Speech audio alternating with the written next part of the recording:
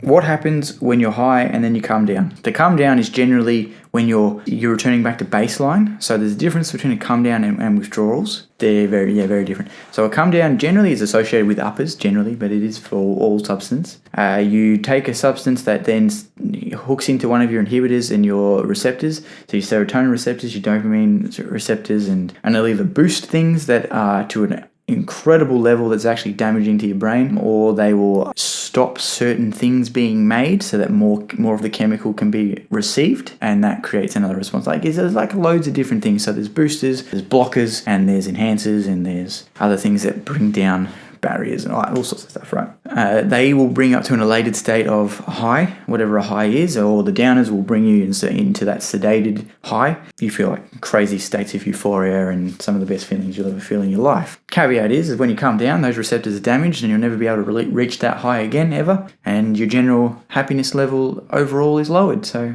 it's a real loss to anyone who ever takes any of those things.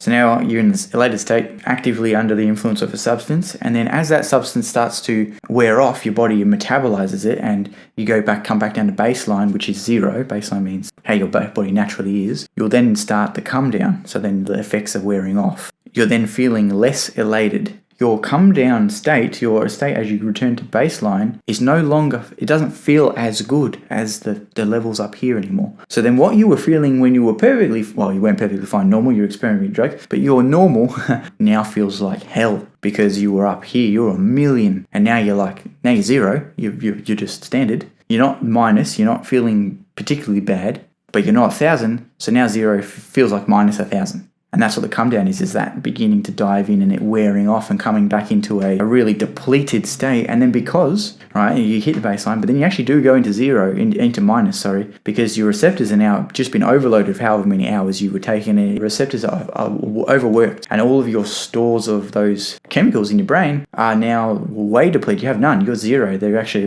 now it's like being dehydrated. Like you just drank so much water that you were overhydrated, which is a bad thing. And then you said, I've got to stop drinking water. You didn't drink water for a week. Now you're super dehydrated, but you do that over a span of like a couple of hours because you depleted your water reserve and you've got none now, and now you've got to recover. So those receptors have got to recover, and then you feel crap because you've got no serotonin going through your brain to even bring you back up to like a general mood. So now you're really feeling down, really depressed even. That happens, and such a minus of happiness, you're actually in anxiety now. Eventually, the come down, the depleted state, is longer and stronger than the high, and it actually overweighs the high in the long run.